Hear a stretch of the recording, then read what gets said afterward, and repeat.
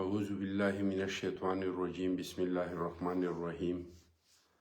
زما ډیره زیاتو عزتمندو اوریدونکو کتونکو السلام علیکم. زما ورونو زه نن ډیر زیات خوشحاله یم، ډیره موده بعد ډیر زیات خوشحاله یم او زړه مې غوښتله چې دا خوشحالۍ ستاسو سره شریکې کړم، خو د خوشحالۍ د خبر نه مخکې یو اعلان کوم او د اعلان نه پس چې کوم دی نو انشاءالله تعالی د ټولو پښتنو سره او خصوصا د خیبر پښتونخوا د عوامو سره به دغه خوشخبري شریکوم. نو زما ورونو اعلان خو دا دی چې په 8 تاریخ باندې په سوات کې په حدود یا حال کې باجوړ ایکشن کمیټۍ باجوړ امن ایکشن کمیټۍ د ملکن ډیویژن یوه جرګه راغوښتې ده. تاسو ته معلومه ده چې په ملکن باجوړ چې کوم دی دا د ملکن ډیویژن حصه ده او الحمدلله شکر الحمدلله چې زمونږ په ټول ډیویژن کې د امن و امان صورتحال ډیر زیات ښه دي. خو یو باجوړ چې کوم دی د 2021 نه واخله تر اوسه پورې ډیر سخته دی، بدامنۍ نه او متاثره دی، د دهشتګردۍ نه متاثره دی. منګه باجوړ امن ایکشن کمیټۍ د دې دپاره نه هر قسم منډې تړلې ووالې، هر حجت هم تمام کو، خو زمونږ خبره چې کوم دی دا وانه اورېدلی شوه. د 2021 نه د اوسه پورې موږ هر یو داسې کار نه دی کړی چې د هغې نه چاته تکلیف ورسي، چې یا هم سړک بند کړی دی یا هم پر تشدد احتجاج کړی دی. که چا راته ویلي چې جرګه د سره کوو جرګې ته ورسره ناست یو، که چا راته ویلي چې خبره د سره کوو خبرې ته ورسره ناست یو، خو هیڅ قسم داسې کار هم نه دی کړی چې د هغې نه ریاست ته یا د ریاست عوامو ته څه قسمه تکلیف ورسي. خو اوس موږ په دې پوه شو چې په دې طریقې سره زموږ اواز نه اورېدی کېږي، نو موږ اراده لرو چې نور سړکونو ته راوځو. نو په دې سلسله کې موږ د ملکن ډیویژن د خپلو ورونو سره څومره ډسټرکټ چې دي، بونیر دی که سوات دی که ملکن دی که اپر دیر دی که لوړ دیر دی که چترال دی، دیو سره موږ مشوره کوو چې آیا که سبا موږ سړکونو ته راوځو او د آیین او د قانون او د جمهوریت د لاندې یو پرامن احتجاج کوو، نو تاسو د ملکن وروڼه به زموږ سره په دې احتجاج کې ودرېږئ. د دې دپاره موږ دا جرګه باجوړ امن ایکشن کمیټۍ په 8 تاریخ باندې په حدود یا حال کې راغوښتې ده. موږ شکریه ادا کوو د جماعت اسلامي چې جماعت اسلامي به د دې میزباني کوي. زمونږ د میلمنو د ناستې د پاستې د خوړلو د څښلو ټوله ذمهواري هغوی اخیستې ده. موږ یو ځل بیا د باجوړ امن ایکشن کمیټې بېحده شکریه ادا کوو. ورونو دا کومه جرګه چې راغوښتې شوې نو دا جماعت اسلامي نه ده راغوښتې، جماعت اسلامي صرف میزباني کوي. دا جرګه باجوړ امن ایکشن کمیټۍ راغوښتې. اول خو مې د ملکن ډیویژن ټول سیاسي تنظیمونو ته او ټولو خلکو ته، مشرانو ته، علماء کرامو ته، شاعرانو ادیبانو ته، صحافیانو ته، ټولو ته مې دا درخواست دی چې زموږ سره په دې جرګه کې شرکت وکړي. خصوصا چې کوم دی نو د پیپلز پارټۍ د ملکن ډیویژن زموږ 2 صدور دي، نو دواړو صدورو ته او د ټولو ډسټرکو صدرانو ته او جنرال سیکرټریانو ته او سیکرټري اطلاعات ته، دې دریو عهدهدارانو ته زما دا درخواست دی چې په 8 تاریخ باندې په حدود یا حال کې په 10 بجې باندې زمونږ د باجوړ امن ایکشن کمیټۍ چې د ملکن ډیویژن کومه جرګه راغوښتې ده په دې کې زموږ سره شرکت وکړي. نورونو دا خو هغه اعلان و چې ما ضروري غوښتله چې دا اعلان وکړم. اوس راځم خوشخبرۍ له. نو زما ورونو تاسو ته پته ده چې زمونږ صوبه چې کومه ده دا ډېره زیاته د بدحالۍ ښکار ده. دلته بدامني او دهشتګردي په بدترین شکل کې شروع ده. دلته بېروزګاري په بدترین شکل کې شروع ده. ځکه چې د دې ځای نه د دې صوبې نه چې کم صنعتکار وو کم پیسهدار وو هغوی خپله پیسه ویسته یا په پنډۍ ته یا لاهور ته یا فیصل آباد ته یا ګجرات ته یا ګوجرخان ته. نو دلته کاروبار ختم شو. نو د هغې سره بدترینه بېروزګاري راله. سرکاري نوکرۍ جابز نشته دی. هلکانو ایم پي لیکلي دي او په پي ایچ ډي یې لیکلي دي او عاجزان چې کوم دی نو بس کاغذونه یې په پایل کې ایښي او در په در باندې ګرځي. سرکاري جابز اول شته نه او که چېرته په غلطۍ کې چېرته څه جابز راشي نو په هغې باندې هم د خلکو نه رشوت اخیستلی کېږي. نو بېروزګاري د تعلیم صورتحال چې کوم دی زمونږ بلکل انتهایي زبونحاله دی. زمونږ ښیښې یونیورسټۍ چې هغه د ایشیا خصوصا زه به د پېښور یونیورسټي کیمپس ذکر وکړم چې دا یو کیمپس نه دی دا یو ایجوکیشن سیټي ده. په دې کې اګریکلچر یونیورسټي، په دې کې فارسټ کالج، په دې کې اسلامیه کالجیټ، اسلامیه کالج، یونیورسټي پبلک سکول، جانا کالج، فیکلټي اف آرټس، فیکلټي اف ساینس، خیبر میډیکل یونیورسټي، ډینټل یونیورسټي دا ټول په یو کیمپس کې دننه دي. هغه هم ډېر د زبونحالۍ ښکار ده. نو زمونږ ډېر زیات په صوبه کې مسایل دي او دا د اوس نه نه دي. دا تقریبا د 11 سال نه دي چې 11 سال نه موږ ینو چې په دې صوبه کې هېڅ قسمه ډیولپمنټ چې کوم دی نو هغه نه کېږي. نه یونیورسټیانې جوړېږي، نه هسپتالونه جوړېږي، نه سړکونه جوړېږي، نه د بجلۍ سکیمونه جوړېږي. هېڅ څه چې کوم دی نه کېږي په دې صوبه کې. کله نه چې په دې صوبې باندې د نفرت سیاست، د ګالم ګلوچ سیاست، د انتقام سیاست څادر راخور کلی اردو کې ورته وایي پنج یې ګاډ دي. نو د هغې نه پس زمونږ د صوبې ترقي چې کوم ده دا په ځای باندې ودرېدلې ده. خو د دې هر څه باوجودو احساس محرومي وه. خو دا د احساس محرومۍ دغه چې کوم دی د شدت دا خلکو داسې په شدت سره نه محسوس کوو په دې تیر وختونو کې. څومره چې د دې الیکشن نه بعد کله چې د 2024 الیکشن شوی دی او د دې نه بعد څومره په شدت سره چې کوم دی نو زمونږ د پښتونخوا خلک او خصوصا زمونږ طالب علمان چې څومره په شدت سره احساس محرومي محسوس کوي نو دا احساس محرومي چې کوم دی دا مخکې نه وه.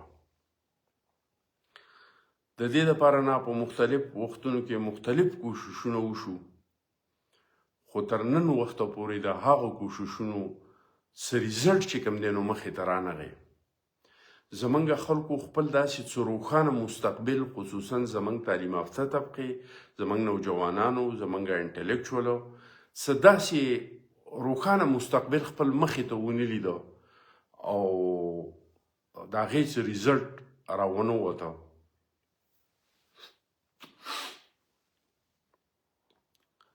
اوس بار بار کوششونه وشو، آل پارټي کانفرنس هم وشوې، جرګې هم وشولې، خو موږ د خپله وسه نه کوشش وکړو چې حکومت صوبایي حکومت داسې یو قدم پورته کړي چې خلکو ته خپل مستقبل چې کوم دی دا روښانه په نظر راشي. پاکستان پیپلز پارټۍ په ځای د دې چې د سند ګورنر اخیستی وي هغوی مطالبه د پښتونخوا د ګورنر وکړله صرف د یو وجې نه چې د مسلم لیگ او د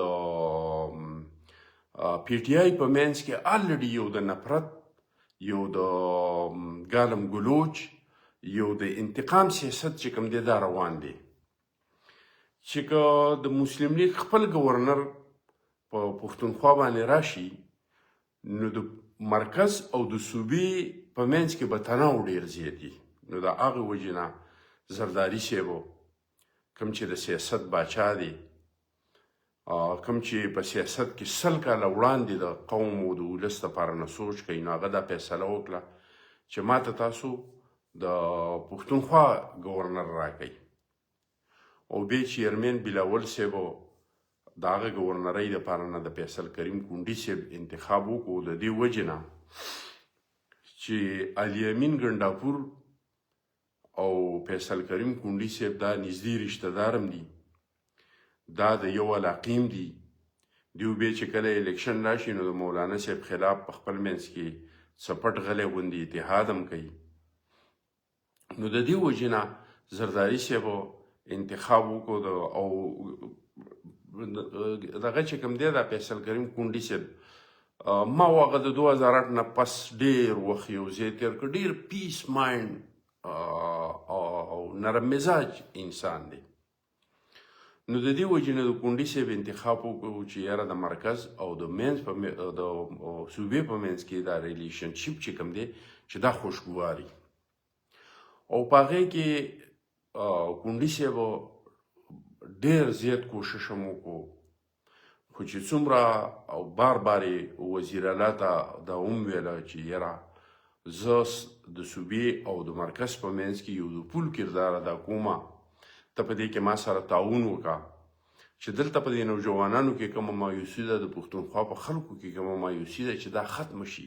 ځکه چې د پښتونخوا خلکو کې دې ځل ډېره زیاته مایوسي ده. هغوی چې پنجاب ته ګوري، هغوی چې صوبه ته ګوري، هغوی چې په دې ټي وي باندې ګوري، په سوشل میډیا باندې ګوري چې د روزانه په بنیاد باندې د بلوچستان وزیر اعلی لګی دی خپلو طالب علمانو ته. ځکه چې که د یو قوم مستقبل دی نو هغه دغه نوجوان دی، او که د نوجوان مستقبل دی نو د هغه ایجوکیشن دی. نو هغه په زرګونو په تعداد کې خپلو ټیلنټډ هلکانو ته سکالرشیپ ورکړلې کراس دی بورډ، چې د چا تعلق د کمې ژبې سره دی، د کم قوم سره دی، د کم پارټۍ سره دی، چې څوک ټیلنټډ دی هغه د بلوچستان د وزیر اعلی د سکالرشیپ حقدار دی. دغه شانته په سند کې سکالرشیپ خپلو کسانو ته ورکړلی شولې. په پنجاب کې پرون غالبا مریم نواز چې کوم دی 33,000 سکالرشیپ چې کوم دی دا ورکړه، ورته وویل چې راځم بیا بل لیپټاپ هم در کومه. اسپتالونه جوړیږي، سکولونه جوړیږي، سړکونه جوړیږي، ټرانسپورټ پبلک ټرانسپورټ روان دی، څو لرې خلکو له روانې دي، مفت کورونه خلکو له روان دي. نو د دې دا چې زمونږ د صوبې عوام ګوري نو په هغو کې هغه د احساس محرومۍ هغه شدت چې کوم دی هغه نور هم سیوه کېږي.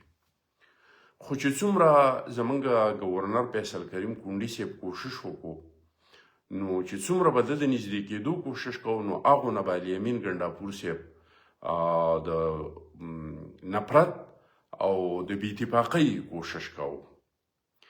زمونږ په اسلام آباد کې چې کوم پښتونخوا هاوس دی په هغه کې په ګورنر هاوس باندې قبضه وکړه، حالانکې دا د وفاق ځمکه د صوبې په لیز باندې ورکړې ده. زمونږ چې کومه په نتیاګلۍ کې ګورنر هاوس دی په هغه باندې قبضه وکړه. بیانونه یې تاسو روزانه اورئ.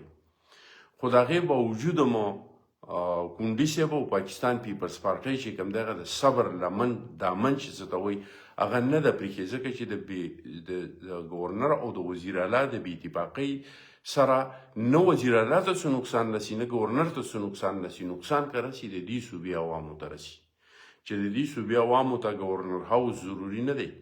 ضروري د دې صوبې د عوامو خدمت دی. د دې نوجوانانو کې چې کومه احساسي محرومي ده دا ده، دلته چې کومه بدامني ده دا ختمول دي، دا ضروري دي. ضروري دا نه دي چې ګورنر هاوس یو دی یا دوه دی یا درې دي.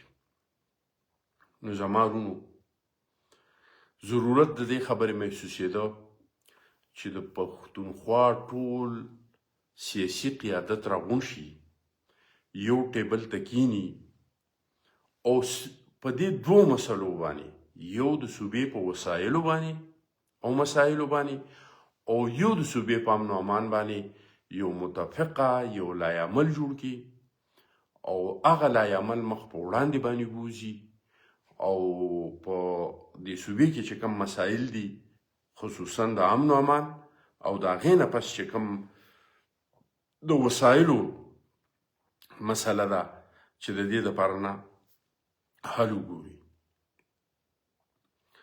دا کار پکارو او وزیر اعلی صاحب له چې دا آل پارټي کانفرنس یې راغوښتې وې او دا د صوبې دا سیاسي قیادت یې د ځان سره ودرولی وې، دا به د مرکز په مقابله کې ډېر زیات مضبوط شوی وي، خو هغه کار د وزیر اعلی صاحب نه ونه شو.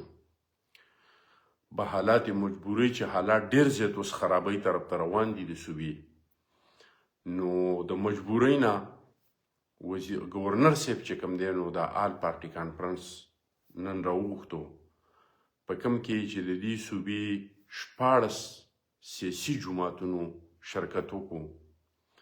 د آل پارټي کانفرنس ته راغلي د ټولو سیاسي تنظیمونو مشرانو موږ شکریه ادا کوو او کوم وفدونه چې راغلي وو د هغوی موږ پاکستان پیپلز پارټي او زموږ گورنر صاحب موږ د هغوی ډېر زیات مشکور یو. ډېر زیات خوند به یې کلی وی که په دې محفل کې په دې کې زموږ سره د پی ټي ایم ملګري م وې، منظور پښتون هم زموږ سره په دې کې وې، ډېر خوند به یې کلی وی.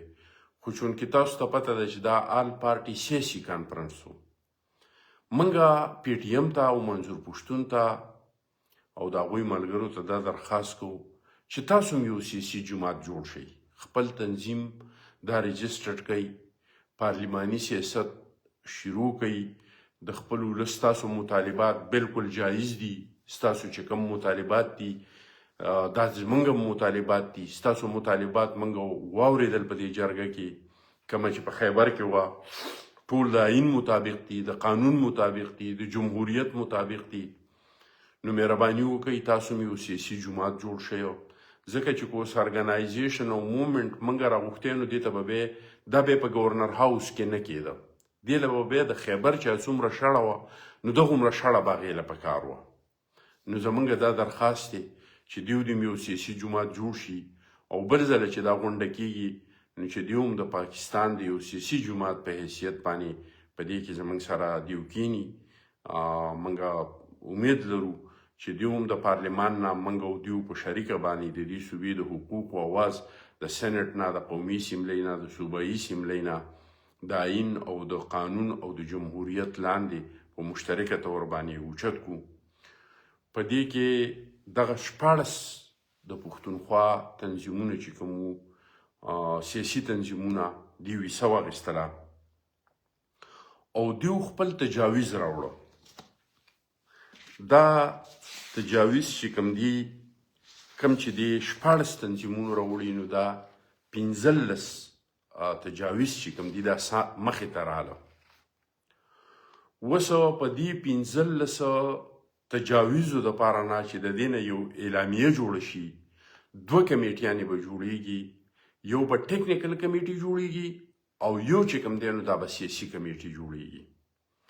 د ټیکنیکل کمیټۍ کار به دی چې دا راځي نو دا به ورسره د خپل تنظیم تجاویز د ځان سره راوړي او بیا به د دې ټولو تنظیمونو دا ټیکنیکل کمیټي چې دا په مشترکه باندې کینی خپل تجاویز به رامخکې کوي او یو مشترکه اعلامیه به دې جوړیږي او په هغې باندې به بیا دا ټول سیاسي تنظیمونه چې کوم دلته راغلي وو د دې سربراهان دا به پرې دستخط کوي او بیا به زمونږ کومه چې سیاسي کمیټي ده نو دا به دغه تجاویزو د ځان سره راخلي، دا به وزیر اعظم صاحب له ورځي، دا به صدر صاحب له ورځي او هغوی ته به دا مسایل مخې ته ږدي او انشاءالله تعالی دا زما امید دی چې دا کوم آل پارټي کانفرنس چې شوی دا به د تیرو آل پارټي کانفرنسو پورې په شان نه وي، د دې نه به ضرور ثمر قوم ته میلاویږي. دا پاکستان پیپلز پارټۍ راغوښتلی و، دا د پاکستان پیپلز پارټۍ ګورنر راغوښتلی و. انشاءالله تعالی چې موږ به دا په دې حده پورې نه ساتو چې بس آل پارټي کانفرنس وشو او میډیا ته خبره لاړه او موږ اعلامیه جاري کړه، دا به اوس موږ فالو کوو. دا فالو کول اوس د چیرمن بلاول کار دی، دا فالو کول اوس د اسف علي زرداري صاحب صدر پاکستان اسف علي زرداري صاحب کار دی چې دې ته عملي جامه ور واغوندي او انشاءالله تعالی دا زموږ امید دی چې کومه ذمهواري زرداري صاحب کله اخیستې ده او بلاول صاحب اخیستې ده هغې سرته رسولې ده. دا تاریخ دی، دا هر سړی کتلی شي. هغه کو دې صوبې ته د نوم ورکولو خبره وه، هغه کو صوبایي خودمختیاري ورکولو، هغه که 18 ترمیم کولو او پارلیمنت ته اختیارات ورکولو، چې د کوم شي ذمهواري پاکستان پیپلز پارټي واخلي هغه سرته رسوي انشاءالله تعالی. چې کله موږ د صدر پاکستان سره میلاو شو، کله موږ د وزیر اعظم سره میلاو شو، نو موږ تاسو به وینئ چې دلته به خوشخبریانې راځي زموږ د پښتونخوا خلکو ته. په دې کې به یو کمی وي، په دې کې به یو رکاوټ وي، او هغه به هم د دغه صوبایي حکومت د ګنډاپور صاحبو د نفرت د سیاست، د انتقام د سیاست د دې د وجې نه وي. څومره خوند به یې کلی وی که نن ګنډاپور صاحب راغلی وی، که نن پی ټي آی راغلی وی، د هغې به خپل مټې مضبوط شوي وي، په خپله باندې به دغه ګنډاپور صاحب به مضبوط شوی. د ده په حکومت پسې به شاته 14 د پښتونخوا سیاسي تنظیمونه به په ده پسې ولاړ وي. د ده خبرې به په مرکز باندې ډېر لوی اثر اچولې. نو خو د بدقسمتۍ نه هغه ونه شوله. نو دغه خلک موږ اوس هم دا درخواست کوو چې دا دې راشي او د دې 14 رکنې چې کومه کمیټي ده په دې کې د اوس شمولیت وکړي، د دې سره د یو ځای شي. دغه کومه کمیټي چې سیاسي جوړیږي، دغه سیاسي کمیټۍ کې د خپل ممبران ورکړي، او کومه چې ټیکنیکل کمیټي جوړیږي په دې کې د دیو چې کوم دی نو خپل ممبران ورکړي. د دې ټوله پیده به دیو ته رسي، ځکه چې د دې پیده به د پښتونخوا عوامو ته رسي، او چې د پښتونخوا عوامو ته کومه پیده رسي نو د هغې کریډټ چې کوم دی دا به پی ټي آی ته رسي، او دا کار که کولی شي نو دا د پښتونخوا عوام کولی شي.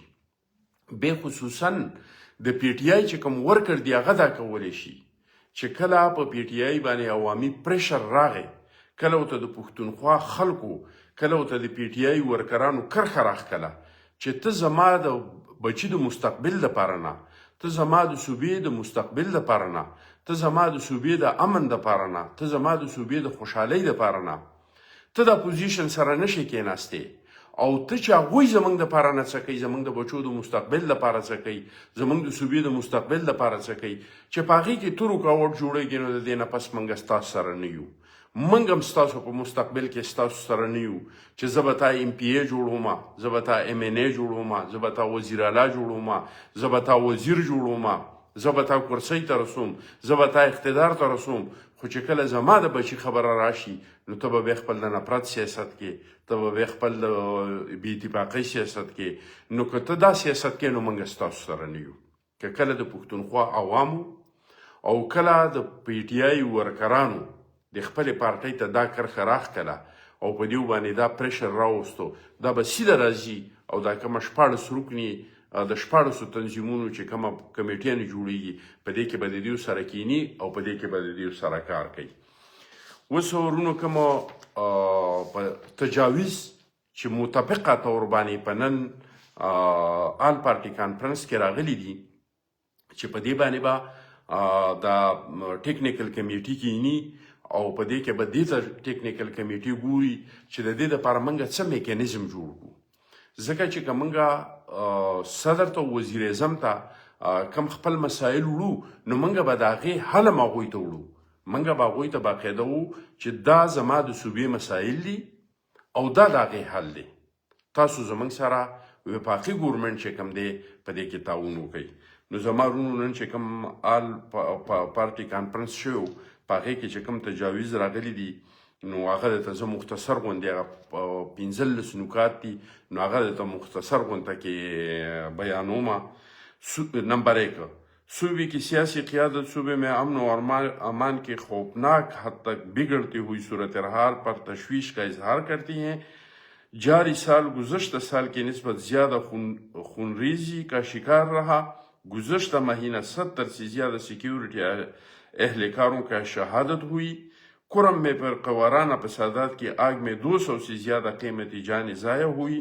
مرکزی اور صوبائی حکومت امن و امان کی صورتحال میں ناکام دکھائی دے رہی ہیں. دا چې کوم دی نو اولنۍ ایجنډه چې د تجویز چې کوم دی نو دا د امن و امان په باره کې دی. نمبر 2، یہ اجلاس صوبہ کے مالی اور سیاسی صورتحال اور صوبے کے مفادات کے تحفظ کے لیے تمام سیاسی جماعتوں کی نمائندگی پر سیاسی کمیٹی اور ٹیکنیکل کمیٹی کی قیام کا فیصلہ کرتا ہے. او تاسو ته چې ما وویل چې هغه کمې 2 کمیټیانې به جوړیږي نو د دې تجاویزو دویم تجویز چې کوم دی نو دغه دی. دریم دی 7ویں NFC ایوارڈ تقریباً گزشتہ 2 دہائی سے غیر مؤثر ہو چکا ہے، لہٰذا پوری طور پر 11واں NFC ایوارڈ جاری کیا جائے. NFC ایوارڈ میں سابق پاٹا کے لیے مختص 3% رقم گزشتہ 5 سالوں میں ریلیز نہیں کی گئی. پاٹا کے لیے مختص واجب الادا 3% رقم سرتاجزیز کمیٹی کے سفارشات کے مطابق جاری کی جائے اور سرتاجزیز کمیٹی کے سفارشات پر من و عمل کیا جائے. NFC ایوارڈ میں صوبے کے مردم شماری کے مطابق جائے اور فارمولہ میں فارسٹ اور ماحولیات کو شامل کیا جائے. منگا شکریہ دا کو دا هر سیاسي پارټي کانفرنس چې نه صرف دا چې منګه پاټه ته په دې آل پارټي کانفرنس کې نمایندګي راکړې وه، د ټولو نه زیاته نمایندګي زموږ د پاټه وه. یو زه نماینده وم، یو شوکت الله خان نماینده و، یو جمال صاحب نماینده و، یو زمونږ سابقه منسټر تورو صاحب چې کوم دی نو دا 4 کسان پکې موږ نمایندګي کوله د پاټه د طرفه نه. بیا سپیشلی زه د باجوړ د طرفه نه د دې ډېره زیاته شکریه ادا کوم چې موږ باجوړی پکې 2 کسان نمایندګي راکړې وه، زه هم پکې وم او زموږ سابقه گورنر شوکت الله خان هم پکې و. نو زه سپیشل او شکریہ ادا کوم. 4م تجویز دا ہے یہ فورم متفقہ طور پر اس تاریخی حقیقت کا اعادہ کرتے ہیں کہ صوبے میں پائی جانے والی مائنز اینڈ منرلز صوبوں کی عوام کی ملکیت اور آنے والی نسلوں کی امانت ہے، اور مطالبہ کرتے ہیں کہ صوبہ بھر میں دی گئی لیز اس کی تفصیلات عوام کے سامنے لایا جائے. یعنی هغه خلکو چې به خبره کوله چې یاره دا پښتنو ته څه د مور دا پښتنو ته څه په جهیز کې نه دي میلاو شوي، نو د هغې ذکر هم پکې شوی دی چې دا موږ ته د خپلو مشرانو نه په وراثت کې پاتې شوي دي، او دا منرل او ماینز چې کوم دي دا زموږ د راتلونکي نسلونو زموږ سره امانت دی. نو د دې متعلق دې څوک غلط سوچ په زړه کې نه راوړي.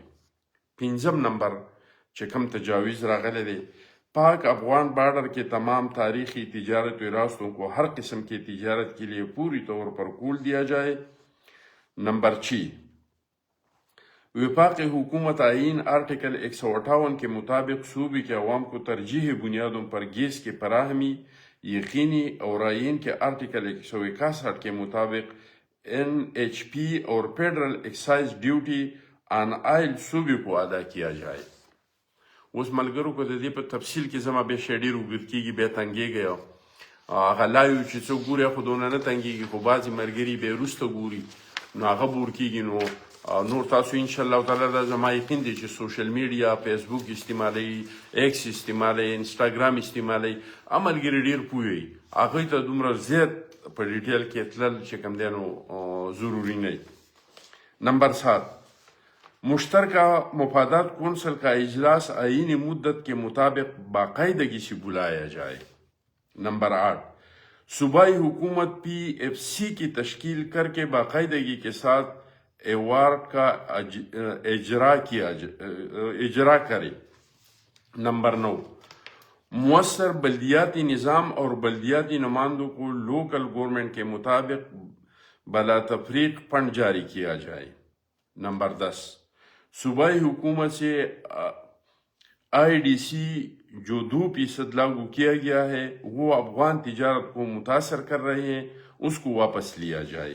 نمبر 11، آبی وسائل میں صوبے کا جو حصہ 1991 WAA میں پیرا 2, 4 اور 10 کے مطابق بنتا ہے، مرکز صوبے کو اس کے لیے انفراسٹرکچر فراہم کرے जिस तरह बाकी सूबों को मरकज़ ने फराहम किया है।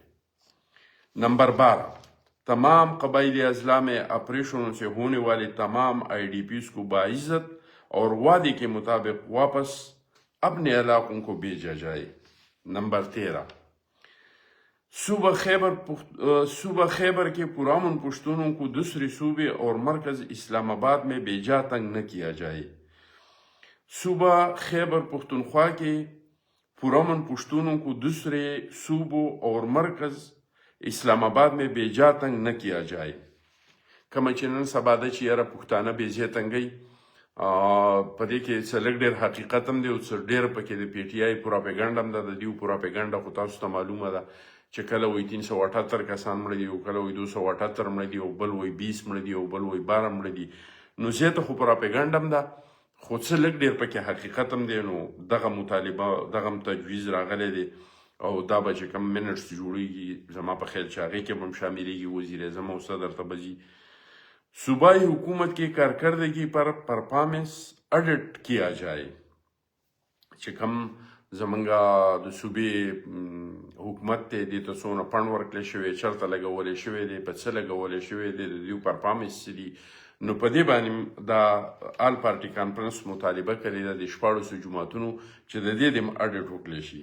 نمبر 15، ये इजलास खैबर पख्तूनख्वा में मरदमशुमारी के अदाद व शुमार में बेज़ाब्तगियों में तशवीश का इजहार करती हैं और पूरी तौर पर तस्हीह के अमल का मुतालबा करती हैं.